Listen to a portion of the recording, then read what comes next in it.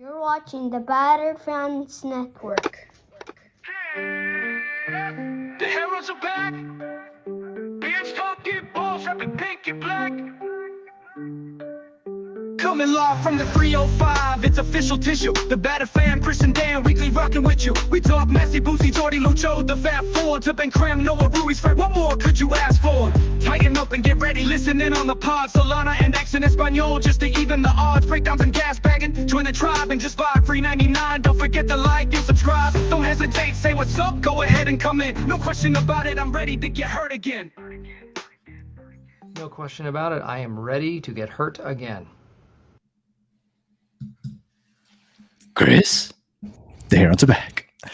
Welcome, everybody, to episode number 308 of the Battered Herons podcast. I'm your host, Daniel Ganada, and alongside me, as always, Mr. KBD. How are you doing, sir?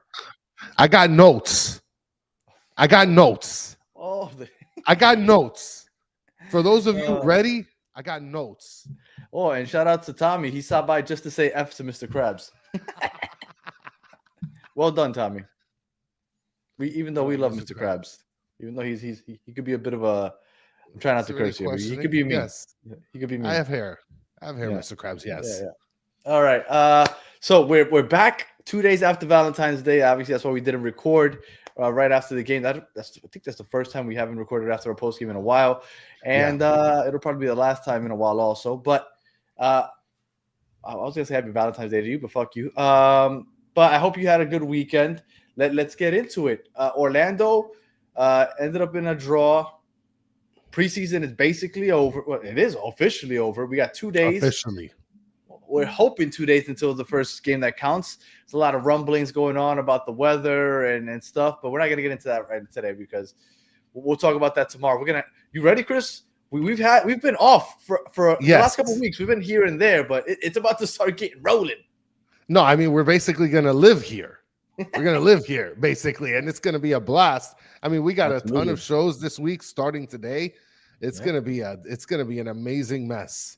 Yeah. And Tommy, Chris still has his Valentine's Day hair on. Yep. Yes, I do. He slicked it back for you, Tommy. He slicked it back for you. All right, so let's get into the game. So it was Tampa. It was 2 days ago already. Even though I watched it yesterday, I'm not used to doing these like so far after the fact. But let's try to get into that game mode. Atmosphere. I told you that I thought it would probably be, I thought it'd be about 35-40, right? Because they said it was about 70-75 that fits in there. So I figured it'd be about half, 35-40. I think it ended up being 42,000 or so, which is probably just a little bit more than I expected. But it did look like there were a lot of empty seats. What did you think about the turnout? I mean, look, Valentine's Day away game for both teams in Tampa Bay near Clearwater, like that wasn't going to be good. The appearance in terms of the fandom wasn't going to be great. You're going to get your like diehards, but like first of all, what couple is planning their Valentine extravagance? There might be some. Maybe. I mean, but for the most part, you want to go to Clearwater or you want to go to a game in Tampa Bay? The stadium's in Tampa. Yeah, but Clearwater's like a stone's throw from there. You want to go have a nice day in Clearwater, or you want I get what you're saying. You see like the options around there on Valentine's. I don't know, just kind of weird. Well, hypothetically, let's say I knew my wife was a diehard Messi fan, and he's coming into town, that'd probably be a pretty awesome Valentine's Day gift. It would. Now, my whole thing was that I didn't think that he would play much because, I mean, 4 days later, he's got a pretty big game for the Champions Cup. But apparently they don't give a crap. They're just throwing him out there almost 90 minutes every preseason game anyway. So I hope that that's a good thing. Real quick, Mo's asking, what do you think about the home jersey? And I saw somebody ask about the sizing. I'll tell you this real quick. It fits just like the Fortitude. It is snug also. I think Adidas might be changing its sizing because when I put on any of my old large kits, they all fit perfect. So they're doing something with their sizing. But if you do want to hear about this kit and other ones at 11 o'clock in an hour, we're going to be going Battered MLS Fan Show. We're going to literally be just running through all the kits and poo-pooing on all of the ones we don't like and talking about all of them. So if you want to hang out for that, we'll be talking about Inter Miami's and all the other 30 teams also. Yeah. All right. So back Valentine's Day yeah, that's a cool gift. And then I guess Saturday you can go to Clearwater. Yeah, well, look, again, like I said, I think it was a terrible day to do it. And on top of that, you saw that there were empty seats. So it's not like maybe if the seats were dressed down, but then maybe be able to go to, you have the cheaper tickets, but I don't know. They didn't make them cheaper. And Judas, we're going to be talking about the KC game tomorrow. I promise you. People want to talk about maybe a Funko Pop. How they think that some of the players might not play, but we're going to talk about that tomorrow. We got a guest from For the Glory KC, I believe is the name of the podcast, is going to be joining us. All right, so starting 11. Chris, were you surprised with any of the starting 11? Were you excited about it? Because I was excited. Once I saw Segovia was going to start, I was like, damn, I hate that I'm not going to watch it live because I was really excited to watch him play. Well, listen, we previewed Segovia, right? Like we knew that he was a big deal. Allende has been so far looking pretty good. I was happy to see Bright. Absolutely, 1,000% to start. I thought Redondo, I haven't heard he's injured. So Bright starting over Redondo. It shows that it shows Mascherano's got some faith for sure. Mm-hmm. And then when I saw Lujan, I said, okay, preseason, I'll take it, I guess. But I was happy to see Bright, Segovia, and Allende on the pitch at the same time, because that midfield right there to me is what it looks like we're going to probably be getting, depending on how things map out. Now, I wanted to ask the chat a question, and you, Chris, also. 4-4-2 is what they keep saying that we're running out as. Yeah, I'm seeing it more, and this is how I see it when we have the ball, when we're in the attack. I think it switches more to a 4-2-3-1. I feel like Messi's floating out, and he is right behind Suarez playing that 10 role with Allende up the right and Segovia technically up the left, but it's almost like an inverted winger where he kind of like drifts into the middle. But what I like about him, and we'll get into it because I know you want to trash on Segovia for some reason. So I'm I don't want to. No. I'm ready for that. But anyway, like I was gonna say, he has IQ. You can tell he has high IQ because he is kind of floating into the middle, but finding the spaces where to run into behind the defense, as I know you love to put it. Because, for example, when Robert Taylor's there, he gets lost because with Robert Taylor, he can dribble into the middle of the pitch and create. But without the ball at his feet, I feel like Robert Taylor's almost lost, and he doesn't know where to position himself. Whereas Segovia, one game in only, but I felt like he was doing a really good job of finding space and finding places to link or open himself up to link up with Messi or Suarez right on top of the box or wherever it may be, and give the freedom to Alba to push up. Because when I felt like when they were on offense, I felt like Alba pushes up, like always on the left, and then Segovia kind of like just drifts in. And I thought Segovia, and I know I'm getting ahead of myself, I thought Segovia was doing a great job of that. I'm going to tell you one thing that you're missing out of those arrows, though, Papi, is that Suarez would actually come back. That's one thing. So I'm going to tell you guys something. So, Danny, you watched the game one time. Yes. Whoop-de-doo. I watched it twice. Okay. I watched it one time on my phone while doing cardio. So the image wasn't very big either. It was on my phone. Listen, I got that list. I got that list, Roselle. I got that list. You see that? I got that. Okay. I want to make sure that you guys understand that I kind of know what I'm talking about without having to make these stupid lists. This was made after the second time watching it. Okay. So I watched it a second time. No, bring that graphic back up. Bring it up. Bring it up with the arrows. So Suarez would actually start coming back. And then Segovia, I'm going to tell you one thing that's great that I noticed that Segovia does is that he is sort of a distraction for Alba. That's generally what it is. It's so that way Alba can move up, and as Segovia pushes towards the middle, the center back is distracted by Segovia, which leaves Jordi Alba open on the back end. That's what I noticed was the deal with Segovia and what his role is going to be. Now, and Diego Gomez did similar to that, right? Like when we got Segovia and we had the guy from Portugal on talking to us, and he explained to us what he thought Segovia's strengths and weaknesses were. we said it, or at least I said it from the start. As soon as that episode ended, I said Segovia is going to be a starter. He is the Diego Gomez replacement. And all I needed is for him not to completely, poop the bed. And he didn't. I am convinced that he's going to be the starter. He's filling in that Diego Gomez role. And from one game where he could have been rusty, I thought he looked pretty decent on the ball. And they told, what did the guy tell us? He's like, think of Diego Gomez, a little slimmer, so he won't be pushing people off the ball necessarily, but he can intercept balls, which I saw him intercepting plenty of balls, and also a little more, as he said, saucier with the footwork. Yes. And you could see all that. He's going to give you the Diego Gomez, maybe a little less defensively, but a little more offensively. And that's what we need from our, I guess what you could call our left wing. Well, just so you know, I watched the game the first time, just generally, gave my thoughts. I said, halftime, Segovia, meh. And everybody's like, oh, Chris, you don't know what you're talking about. No ball knowledge, whatever. And I'm getting that way too often, that whole no ball knowledge. Super lazy, guys. Come up with something a little better. Shout out to you. I know it was just a joking, but at the same time, like, I feel like I know what the hell I'm talking about. Now, I watched it a second time, and I followed Segovia the entire time I watched it. So I'm ready.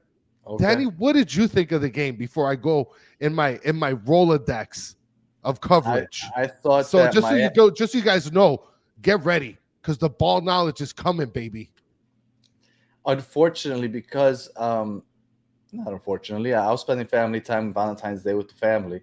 Yeah. I wasn't as active on Twitter and things like that, so I didn't know what the reaction were from the masses, right? I saw a couple things here and there, but I don't know exactly what everybody else thought.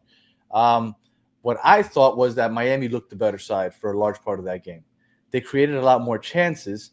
Okay. But the defense, for everybody that hated on Tata for the high line and all that stuff, the defense is still going to be an issue. If you're still playing that high line, which, by the way, none of those two goals were because of the high line in the attack. And we'll get into that in a second. But he's still playing that high line. We're still getting caught on the counter. Big time. And I wish we could have seen Falcon and Aviles getting back in position. Because when you have Martinez, which is rusty, and Lujan, which is his first game, I could understand why they had a hard time communicating. And when they're getting back, getting organized when tracking back to defend a counter. So I kind of wish we would have seen what this looks like with our starting back four. And I'm a little worried that we're not going to see that until the games count now. But the high line is going to kill us, and the high press, which we were doing, and that is also going to kill us. But on the attack, Allende, I think the fact that Messi is playing a lot more centrally, isn't out on the wing as much, is going to help. Because now we have somebody that's faithfully on the right side. Because Messi used to be the right winger, right? But then he'd drift off to the middle, and you'd have to count on Chelo or Yedlin or whoever it was at right back to fill in that space and then pull in those crosses or receive those through balls. Now we have an actual forward. We have Allende playing that right side, which I think is great. As you could see in that game, he had a couple opportunities to score. He didn't. And what's even better about that is now somebody like Chelo or whoever's playing right back, Lujan or Frey, whoever it may be, doesn't have that responsibility of pushing up as high because now we have Allende up there. So I really like the formation as where Messi is more central and we have a true attacking forward playing that right side where we don't have to worry about our back pushing up as far. We still have Jordi Alba pushing up like that, but on the right side, it won't be happening as much. So you don't have to worry about Chelo's lack of offensive prowess or the fact that he's going to get caught out of position on the counters as much. I'm sorry, I know I'm talking too much. I'm blabbering at this point. No, but it's good because you brought up a lot of good points, and it's something that you brought up even before this game a couple weeks back about how this high line is going to kill us. And at the end of the day, the first goal that we got scored on us, where it was on the 15th minute, Martin Ojeda ended up scoring, and it was assist by Angulo. I mean, that alone, that play was a mess. It was a mess. Before we get into that, Ronaldo said that Barcelona at the moment plays a high line like that. I don't want to poop on Inter Miami's players, but you need a certain quality to play that because you can't turn the ball over. And I don't know if we have necessarily that level to do that consistently. I mean, all it takes is one or two mistakes, right? That could lead to one goal, two goals. I'll tell you right now, right here, Mitch says it. Allende's line-breaking runs were incredible. Allende's going to be a fucking problem. I'm sorry that I cursed, but he's going to be a problem. I'd swipe right on you too, Tommy. All right. And then after that, luckily, we were able to turn it. First of all, can I talk about something? Go ahead. Go ahead. No, go ahead. I'm going to remember what I'm going to say. Go ahead. Okay.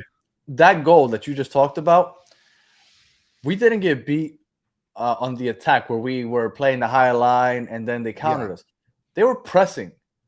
And all it took was Galesi, one long ball into the back, basically our back line, which at the midfield line or at the center line. And David Martinez got bodied off the ball, basically. I forgot who it was that headed it forward. So I don't know what player was in Orlando, and they were off to the races because it was a long ball. And then at that point, they were already at our back line, and it was off to the races, and everybody was kind of just disjointed.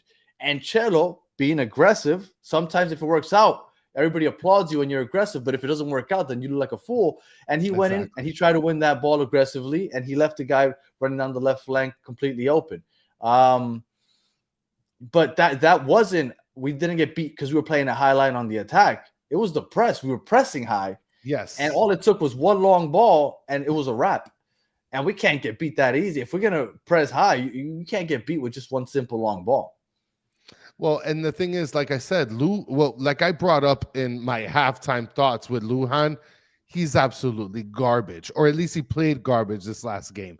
Danny, don't do that with the face. You know that Lujan played absolutely horrid. This is his first game. Allende also looked bad his first game. Look, look at what you're saying about him a couple of days later. We're critiquing these players, right? I'm not saying that they are going to be horrible the rest of the season. Why are you so over the top? Why are you so over the top? Why can't you just say like he wasn't good his first game? Look at Allende. You're like, oh, Allende's gonna be a problem. That very first game, you're like, Allende's trash. No, but I'm not generalizing saying they're done for life. I'm not. You made it out in the beginning like I'm saying that this guy Segovia is going to be done for the whole season. I just said first half he played meh. Second half he played pretty well. Lujan played like a garbage bag. Am I wrong? No, he didn't play great. I definitely give you that. And Ronaldo, shout out to you, Ronaldo. I agree that the offside trap does work, but you can't have slow center backs. That's why I said it a couple minutes ago that I kind of wish I could see this with our actual starters, with Tomas Aviles and with Maxi Falcon, because I think with them and a couple games into it, right? Because they need to be able to communicate with each other, get some experience with each other, to get organized quickly when they're defending the counter. That's not something that comes overnight. So I kind of wish we would have gotten one or two preseason games with them. Obviously, because of visa reasons, it doesn't happen. But I am waiting for it. Look, Mr. Spider Pig, I'm not saying Chelo's better than Lujan. You're doing the Mike V attack here. But based on Friday, he is. Based on Friday, strictly based on that, Lujan he did not keep the defense compact. He did not help keep the defense compact. On top of that, you have David Martinez, who was also pushing up. Let me tell you, David Martinez is a good long-range passer. Super good long-range passer. But he blew it on a play as well, which we're going to be getting to as well. But you got these guys pushing so high. Forget about it. You would think that Lujan would catch up. It's a wrap. Wrap time, trap time. All right. So we went down 1-0. Yes. And then after that, we ended up scoring 7 minutes later on these Barney asses. Tadeo Allende scores a beautiful give and go with Luis Suarez. Beautiful give and go by Luis Suarez. And the best part about that play is that you could see that Allende was like ready to rock and roll on that. He wasn't hesitant. He was like his mindset was go. I'm gonna attack the goal, and I'm gonna get this pass, and I'm gonna finish it. That's what I loved. So what? Allende showed no fear. I did like that. He had a couple of shots that were on goal. There was a corner, I think before we scored our first goal, where Messi, I think he kicked it to the near post. Almost got it in. Allende got his head on it, and then Arujo, I believe his name, from Orlando, headed it out on the line. Yes. So Allende was looking really good there on the right side. Yes. I definitely like that, Chris. Look. And by the way, guys, full disclosure, Chris said that the reason he's showing it off is because he's cutting it off. I'm going to cut it off again. Don't cut it. Yeah, I'm going to cut it off. Get out of here. Don't do it. I can't deal with having to do stuff all the time. Like, I'm done. You guys with the comb overs, listen, I'm going to listen, I got it. Franco, I got to give you a lot of credit because your comb over is solid. Okay. You always got to look as sharp and stuff. I'm not doing that. I'm sorry. I'm going back to the barbershop in 2 weeks. Get Franco's that like 25 years old. He has that full hair. Yeah. Well, we're 40. You can tell we're 40 with our hairlines. No, I'm going back to the skin fade, Papa. I can't do that.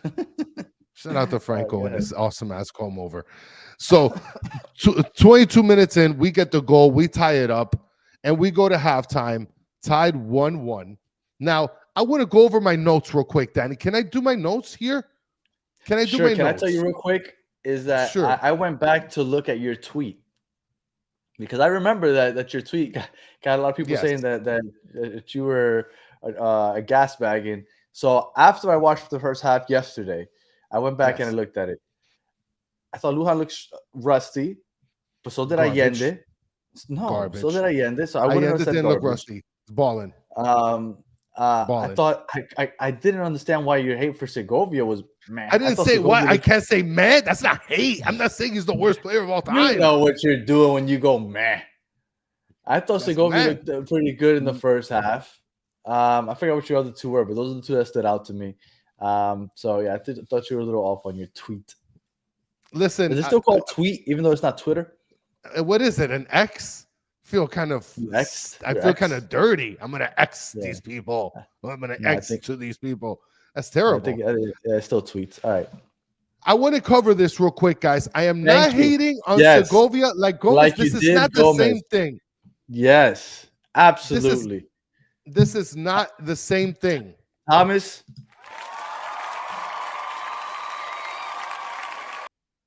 Shout out to Thomas. That was a great comment. I'm sorry. Go over something real quick. I wrote notes of every single play, of every single play that Diego Gomez was a part of. He's not even here. Of Segovia, okay. You got saucier Diego Gomez now. Yes, and guys, come on, hit the like, okay, guys. 111 people watching. You guys can't even like the thing. Come on. So I wrote notes. Like it for his comb over, just for the comb over. Like it for my comb over and my notes, okay. Like you guys want ball knowledge? What is that? What do you mean? What do you mean? I got mad notes right here. What? I got mad notes. I'm gonna skim through it real quick. I'm not gonna take up too much of the time. Okay. That was ChatGPT. I don't believe that you wrote all that. No, this ain't no ChatGPT. I literally typed it out. I'm not doing no ChatGPT. You think I'm gonna go ChatGPT? That's how you know you guys got under his skin. Jesus Christ. No, listen. I'm telling you that the whole no ball knowledge. Oh my God, running and back. Blah, get out of here. So I'm going to go through it real quick, just so you guys know every play that Segovia was a part of or helped create off the ball. Okay. 9 minutes, 31 seconds, doesn't go up to pressure the ball. Allende does immediately when the ball's crossed, right? Why aren't you going up to pressure? You're supposed to be this Diego Gomez kind of guy. Where's the pressure at? Allende blasted off throwing pressure. That's one. 10 minutes. And I'm giving you timelines, guys. You guys can rewind back and then go watch the game. 10 minutes on the dot. Allende pressures man, and Segovia doesn't 10 seconds prior. Same thing. 11:45, wins ball back to assemble attack again. Okay. 19 minutes, 20 seconds, touchback pass from Segovia. 1941, Very good control, getting out of pressure and pass to Messi. Good creating space. There's your good stuff, okay? I didn't just write negative stuff. 20 minutes and 30 seconds. Mess up inbounds pass by Alba, loses it, okay? 21 minutes, 8 seconds. Forces pass to Suarez when he had overlapping run by Alba to his left side. You guys want ball talk? There's overlapping runs, baby, okay? Then, all right, then 23 minutes and 35 seconds. Terrible spacing. Gives Suarez no space. Clogs area. Doesn't recognize Suarez coming to receive the ball. Can't collect pass because of clog in the area. 25 minutes, 44 seconds. Pressure's a day later and $1 short. That's how you could tell that I wrote this. Nobody comes up with those quotes, okay? You know, ChatGPT, get out. Okay. Then, hold on, because now I gotta catch up. 28 minutes and 6 seconds. Good run in to distract right back so Messi can cross to Alba. Too high, didn't make it, the pass. 32 minutes, 23 seconds. Finally pressures the ball. Finally. Okay. Now, these two plays here, I'm going to give you a really good one and a really bad one. Am I talking too much or should I give it a little bit? No. Go for it. Go for it. Finish up. Okay. 35 minutes and 20 seconds. This is very good. A very good play back and forth, building with Messi, then back to Segovia, then to Allende, back to Segovia with a chippy finesse shot missing. This is not ChatGPT, okay? I promise you, okay? Then that's a good. Then 38 minutes and 41 seconds. Boosie. Now, I want you guys to pay attention to what I'm about to tell you right now, because this is the reason why we ended up getting scored on, why we almost got scored on in another play. 38 minutes and 41 seconds. Boosie had to come up and pressure, saw the pass before Segovia, dude sleeping. Results in Boosie's space being open for Orlando to attack, leads to a 1v1 with Ustadi, block of the night. I'm sure everybody saw that block by Ustadi, right? When he had the 1v1 right before the half finished. That was all because Segovia was sleeping. Okay.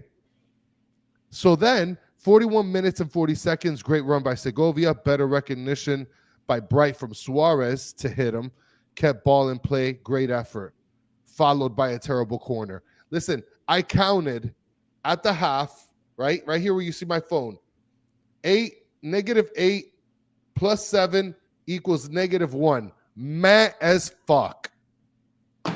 -8 as in -8. He had -8. No, he had eight negative plays, 7 positive plays with a -1 resulting, which is mad as fuck. And that's without even looking at the game like how I looked at it. You guys want ball knowledge? I just fucking gave you ball knowledge right down the throat. How about that? I thought he looked okay. Exactly. Man. No, man. Man's insulting. Listen, but you know what, guys? You guys, hold on. Now everybody's sleeping. I thought you guys wanted ball knowledge. You guys wanted all this ball knowledge. I give you notes. I give you behind plays and tight spaces, and I give you all the verbiage you want. And now you guys are sleeping. Wake up. Well, Scheme 9 said that essay was meh. You're meh, Scheme 9. So what were you? So I was about to say, what you were thinking at halftime, but you were thinking that Segovia was meh. What do you think about the team performance in general? Because I thought that they created a lot of chances. I thought that they looked more dangerous than Orlando. I know Orlando got on the counter a few times, but I don't know. Look, it's tough because I felt like they were the more dangerous side, even though Orlando did have a couple counter plays where we looked disjointed defensively. So, but it was entertaining. Sure this is true. Yeah, it was. It was. I think it was a really good game. I think it was a really good game. Listen, I think that when Segovia starts to feel it, this is going to be crazy. Allende's already feeling it. I feel like this was a very good game in terms of gauging that we're playing against like-for-like competition in the MLS. It just sucks that we tied with them. That's kind of scary.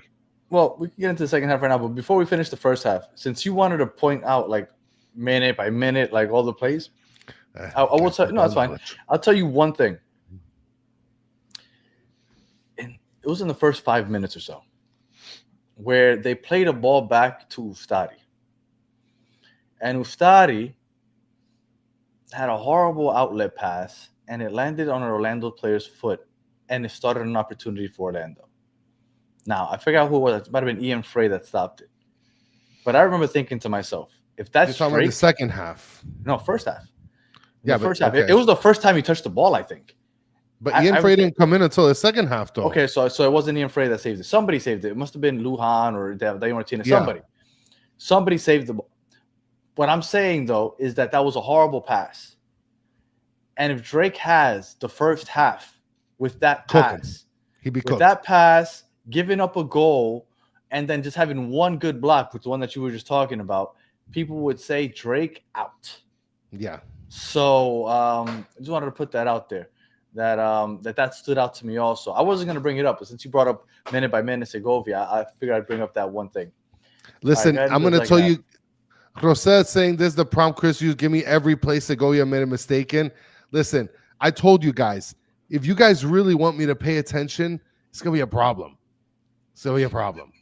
Okay. So what do you do up until now? What have you been doing? I mean, I pay attention, but like, what do you guys want? Like, you guys, like, I tell you guys, and you're like, oh, you don't know ball now, you don't know soccer. Blah. They want you they want you to use in. What is the garbage freaking running behind lines and run into space? I mean, listen, up play. I can give you guys. We can use the verbiage if you want. I can give you guys all that stuff. Defensively compact, quality in the final third. I mean, I can give you guys all the verbiage you guys need, so you feel like you're getting all of my God soccer knowledge. Get out. All right. So we start the half. Do you think Drake could have stopped? Yes, either one of those. Yes, I do. Absolutely. I think he would have stopped at least one of those. I think you guys on one-on-one. I wasn't going to talk Drake this episode, but I will say this before we get to the second half. For all the crap that you want to talk about Drake, our defense has been poor for the last 2 seasons, and you could make a highlight video on how many times Drake was caught one-on-one with the opposing team and how many times he saved us. So I 100% do think that Drake could have stopped at least one of those. And I think that Drake doesn't get enough credit for how many times he saved us in the past. Yeah, maybe last year he had a little bit of an off year. That doesn't mean that he's complete trash now. He had an off year. Everybody has a year where they're not as good as the rest of their career, right? It's a one-off, and then you figure that he could get it back again. Am I saying that he deserves to be the starter right now? No, he didn't play at all. But I know he's not the starter anymore. He didn't play any preseason game. It's over. He's not starting. But he doesn't get enough credit. That's all I'm saying, because he saved us on one-on-one situations all the time. Because I was listening to, who was I listening to? I think it was Matt from SoFlo. I was listening to Matt this morning while I was at the gym, and he said Ustari got caught one-on-one. What are you going to do when the defense makes it one-on-one? Well, that's not fair. How many times did Drake get caught one-on-one?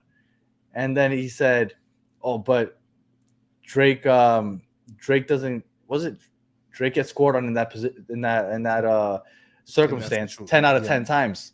No, he doesn't. Drake stopped a lot of those. So I think Drake doesn't get a lot of love. He whatever. All right, go ahead. We're not going to keep going with Drake. Starting the second half, Busquets comes off, and Busquets gets a yellow card, and then we get scored on at the 54th minute by Ramiro Enrique. It's an assist by Ojeda this time. We get scored on. 2-1 is the result at that point. That was again. We were not in the attack, so we didn't get caught on the counter because we turned the ball over.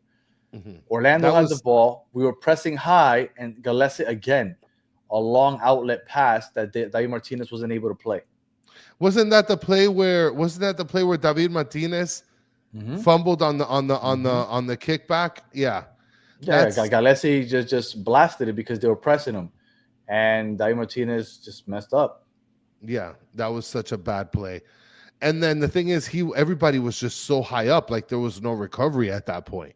Lujan was the only one back there because he doesn't know where the hell he's playing on the pitch. Has no idea. It's useless as a garbage can out there. Yeah. Okay, maybe that's a little too much. A little bit. Just a little bit. So a bunch of substitutions happen. Martinez gets taken out immediately. Noah Allen comes in. Redondo comes in and Busquets comes out. And then Lujan comes out. And then Ian Frey, that's when he comes in.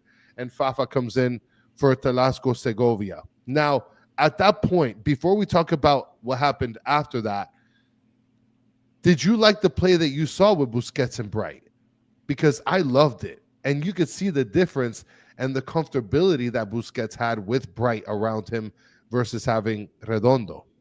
Well, when Bright is out there, Busquets, I think, feels a little more free to push up, right? Yeah. To create, because you have that real defensive midfielder to cover you and the space that you leave him behind. Redondo is like another Busquets. So we had this conversation a couple weeks ago. We're going to know where Mascherano's head's at, because if you want to go more defensive, if you're more defensively, your mindset is more defensive, then Bright is the option that you want to start with. Yeah. If you're more attack minded, then you go with Redondo. But yeah, I like the pairing. In a perfect world, everybody stays here for another year. Busquets decides to retire because I have a feeling that he won't be here next year. And then we just have a pairing of Redondo and Bright next year at CDM as the double pivot. And a better quality Redondo at that point. Right. Like really a lot more similar to Busquets.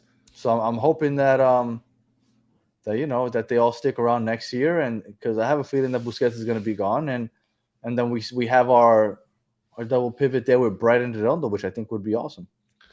Now, after that, a bunch of substitutions happen. A lot of people coming in for Orlando City. Then Messi comes out, Morales comes in, Robert Taylor comes in for Tadeo Allende, Benjamin Kramaki comes in for Bright, and then we have Gresso coming in for Wegan for Cello, and then Alfonso comes in for Suarez. Now, after that, I mean, we essentially get to the point where we scored our goal. Now, a lot of people are saying Fafa. Now, Fafa was the goal scorer on that play. That play was a mess, was a complete mess. That play was all Robert Taylor. Well, it was a mess up until Robert Taylor got it, went around the defense, attacked the goal, and it looked like he tried to go for the shot. I don't know if he saw Fafa coming in, but it looked like he was going for the closer post. Maybe I didn't think he went for a shot. I thought he was going for a cross, but regardless, I mean, I guess technically, I mean, he got it to the goalie. I don't know. I can't remember off the top of my head right now, but I do know that Fafa was there for the rebound. Right place, the right time. Right. When they were talking about how it was possibly penalties, I was like, we're gonna score. Yeah. I was like, we're gonna go to penalties. Like it's destined to happen. Obviously, it didn't end up going to penalties, but I did think that it would eventually end in a draw. I don't think, and I said this on Twitter as well, or X, whatever the hell you guys want to call it. I don't think that Inter Miami deserved to win. I don't think that they deserve to win. I mean, to tie. I'm sorry. We didn't deserve to tie that game. That game was a loss. In my opinion, in my eyes, that was a loss. The fact that we kept the game so close against like-for-like opponent like Orlando City, it's a preseason game, so we can't be too critical, but we have to be somewhat critical of this team. I don't think that they deserve to tie the game. Okay. Am I wrong by saying that? No.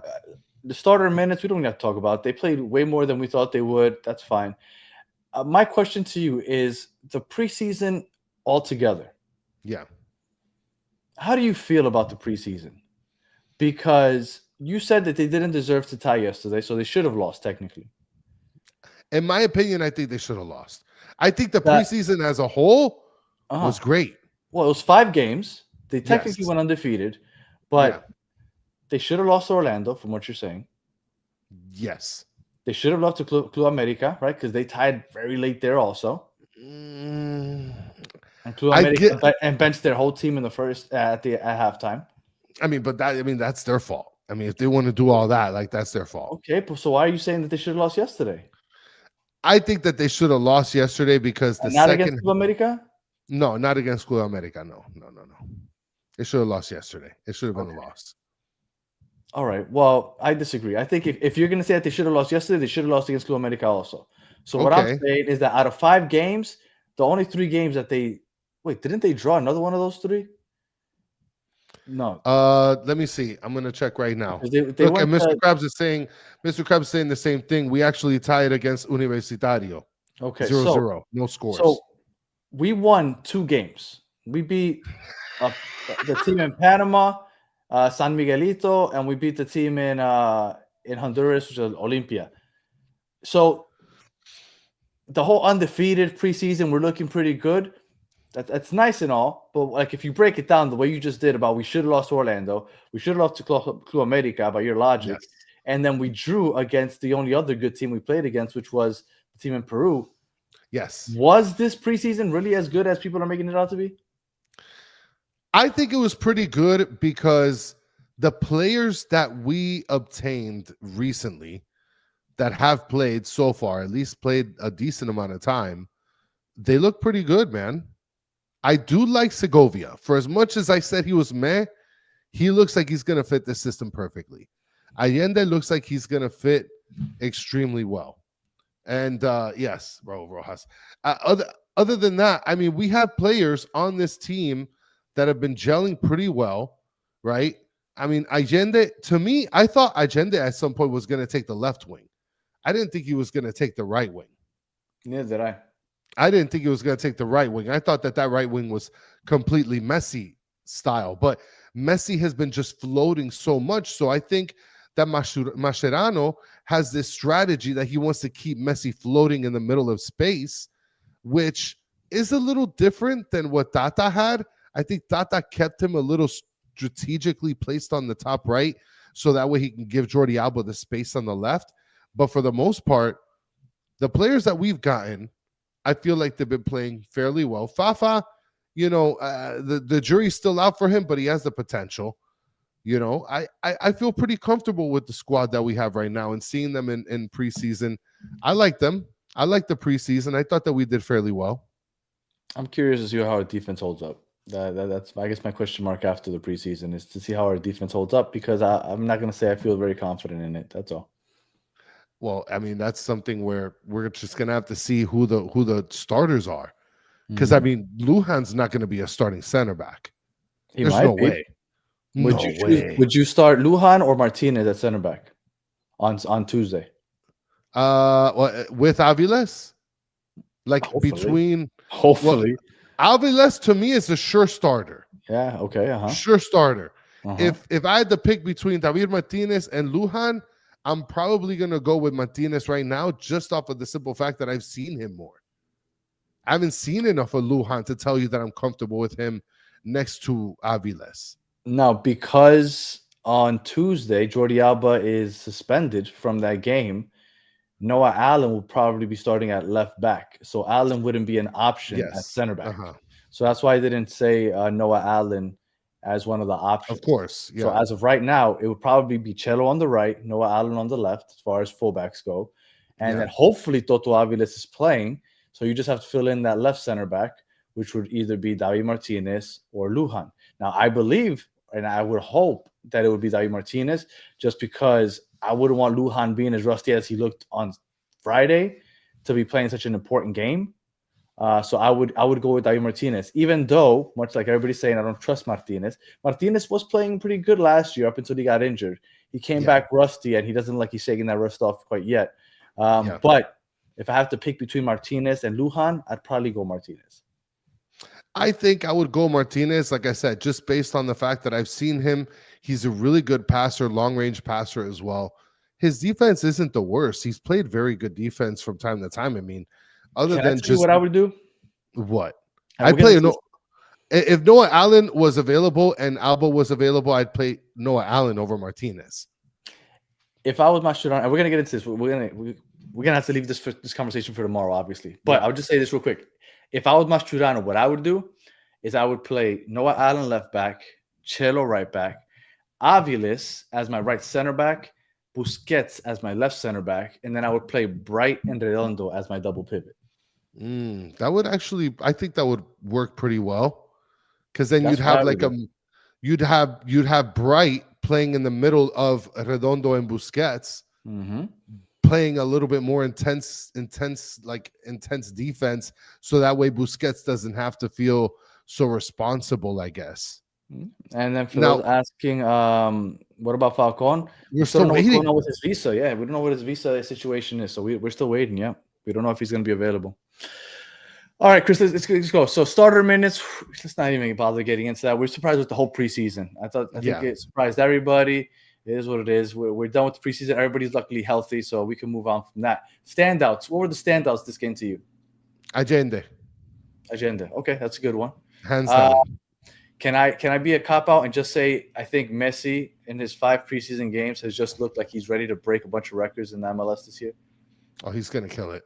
Like, if Messi stays healthy the whole season, just give him the MVP already, because he's looked so good. Like, he doesn't look like Father Time is anywhere near him right now. He's about to overlap him twice, because Messi looked really good so far this preseason. This game specifically, a standout. I don't want to say Segovia. Bright. I thought Bright looked really good.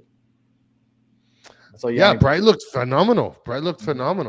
Ian Frey also had his good moments also. So, and I see Tommy right here, but Frey stand out. Yep. Yeah, Ian Frey also. Yeah, Ian Frey stood out as well for the time that he had. Ooh, and I like the hair also. I love the Messi hair. Now, as far as the man of the match, other than Messi, or are you just going to give it to Messi? No, I guess you could give it to Allende. Look, he scored the goal. He had a lot of opportunities. He was linking up great on the final third there with Suarez and Messi. I really liked it. They look like they're building really good chemistry already, and the season hasn't even started yet. So, man of the match other than Messi, I'd have to give it to Allende. Now, man of the match, I would also give it to Allende. That would be the man of the match, and I think everybody here is agreeing with me, and you as well. Now, the Que Pena, before we get to the Que Pena, I want to ask you, who do you think had the best rating of the starting lineup? I'm looking at SofaScore right now. If it's not Allende, it would probably be Suarez. Yep, it is Suarez. He had a 7.7 and Allende had a 7.6. And for those that keep saying that, because he does look pudgy, can I put something, throw something your way? Sure. Because 5 games of preseason, Luis Suarez, I believe, has 5 goal contributions, right? 4 assists and a goal, I believe, is his stat line for 5 games, which I think is amazing. People that are crapping on him is wild to me. But he does look like he's chubby. He does look a little sloppy in the midsection, all that stuff. You know how you were telling me that what you think was the issue with Drake last year was that he didn't have anybody competing with him and pushing him last year? Yes. Is there a chance that Luis Suarez has gotten so comfortable? Because last year, coming into Miami, he knew when he looked at the roster, there's this guy Campana, and he's apparently a DP, which in this league means that he's a pretty good player. And I'm taking his spot. And I'm taking his spot. He's supposed to be a national team player for Ecuador. So I got to make sure that I stay fit, because this young guy seems hungry and he's here. If I slip up, then there's somebody here waiting to take my spot. So he stayed in shape. He looked good. Even though he was a little rusty to start, he picked up quick. And again, he looked good body-wise. This year, there's nobody behind Suarez right now that he's worried about taking his job. Is there a chance that he's comfortable? And that's why he doesn't look fit. Because like the Drake thing where you said where he had Marsman before and didn't have anybody last year, he doesn't have another striker. He's like, this is my job and I'm not losing it. Yeah, I could see that. I definitely could see that. I mean, who's threatening him for that position? Fafa? Afonso? Last year, like I said, he didn't know Campana very well. but he knows, right? Oh, DP, right? In this league, that means that he's one of the better players on this team. And I'm about to put him on the bench, and I'm going to be the starter. So This is no. preach on, Mike V. Suarez in the preseason has 1 goal. Campana has 3 goals in half the minutes for New England Revolution. Shout out to Mike V dropping bombs. Carlos Gil and Langoni are studs around Campana. If Campana can't flourish with those 2 guys feeding him the rock, he's never going to make it to Europe. So hopefully he has a good time over there in New England. Que pena. I'll start it off since I already shit on the guy. Garbage can Lujan gets the Que pena award for me. I'd say David Martinez. Okay, who do you think had the worst SOFA score? Hold on, stop it, Danny. Suarez was. I know he was. What did I say? I said last year he came in and he looked like he was in good shape, and I was predicting that he would have a good season. What I'm saying is that he came in looking a little chubby. That's all. Who got the worst score in the entire squad? Starting lineup. David Martinez. You are yep. David Martinez 6-1, and then Lujan. Both goals were on him. And then Lujan was 6-3, and then Weigand 6-4. Both goals were on David Martinez. Yes. The first one, he got bodied, and the Orlando player was able to head the ball forward to an open. I don't know who it was. And then the second one was even more obvious that it was on him. So yeah, David Martinez had by far the worst game. But yeah, man, that was final thoughts, Danny. What are your final thoughts? I loved the preseason. Give me the final thoughts whole. On the preseason. Yeah, give me the final thoughts on the preseason. I love the preseason as a whole. I felt like this was a lot more comfier than it was for the tour we had last year. I felt like the players were more comfortable. I felt like we had enough time as a team to come back and then go back and play. It wasn't like a legitimate tour. And I feel like the players were kind of happier with it. And I think that they look a lot more prepared than they did last year to start the season. Upcode saying no first goal, Cello got cooked. No, I think that Cello came out way too aggressive on that first goal, trying to stop that play, which was his mistake, and he has to take the fault for that. But no, that first play, if you go back, it was all David Martinez for getting bodied on that outlet pass by Galese. And for those saying that Cello was putting Lujan in a bad position, Angulo in Orlando is a solid player. He's fast as shit. Yeah. And, I think Cello was having a bad game next to 2 guys having bad games also. Yeah, absolutely. Yeah. And Franco saying that people want to talk about we're going to talk about the weather tomorrow. Tomorrow we have, we're talking about Tuesday's games tomorrow night. We're going to preview it, and we have a guest from Sporting KC to talk about it. He's the one that I didn't know that it was supposed to snow until we did the show last Wednesday. I think I was with him, and he told us about possibly snow, orange ball, negative. I don't know how much wind chill. It's gonna be wild. Bring a weather forecaster. Yeah, Franco, he is gonna be the weather. He's gonna go outside and do the show with us in the snow. He should. So it's going to be interesting. Tomorrow's going to be an interesting show, and we're going to talk about who we think is going to be in the starting lineup. And by then, we should hit, because I know Mascherano is going to have a press conference tomorrow, so we should know for sure if Messi's playing or not. I think Messi will play. I mean, he played in Paris, where the weather isn't the best. I know that I saw when Luis Suarez a couple of years ago, while he was in Paris, said that Messi didn't like playing in the snow, but who does? Nobody wants to play in the snow. So I don't know. We'll see. I think Messi will play, but even if he doesn't play, we just tell him, hey, come back with a draw, and we'll win next week. So we'll see. That's it. Final thoughts on the preseason. Better than last year, I guess is what I could say. I'm better than last year. And that's about it. I mean, I didn't think too much about it. I thought that the competition in the middle of those games were pretty subpar. Those Panama and Honduran teams. So we'll see. Yeah. I'm excited to see how we look against KC on Tuesday. Even though KC isn't a good team either. So Yeah, we're gonna kill them. They lost. don't I bet on can't the do game. that. Don't bet on the game. I haven't bet all preseason, bro. Come on, bro. All right. Trying to win some money, bro. And Amanda said the defense looked better this preseason. No, I don't think so. I don't think so. All right, Chris, any final words? It's time to do the jersey reveal, the jersey review. Guys, for those of you that are still with us, thank you guys for being with us. Join us on the Batter MLS channel, please. We're going to do a live sort of kit ranking. Yeah, it'll be fun. It probably won't go an hour or anything. It'll be short, but it's going to be quick.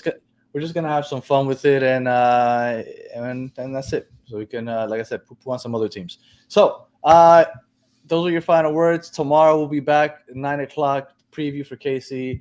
10 o'clock, we're going to have our season preview for Las Garzas in Espanol. So make sure you join us for that also.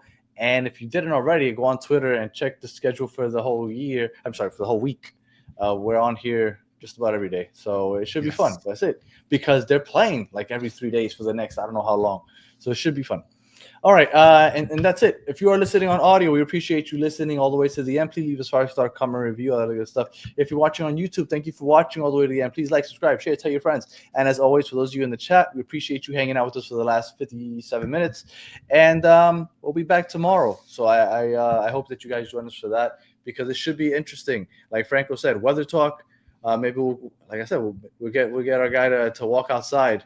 Maybe and do the show in the snow. I think that would be an interesting look, and we're gonna have some fun. So until the next one, have a good one. Go on now,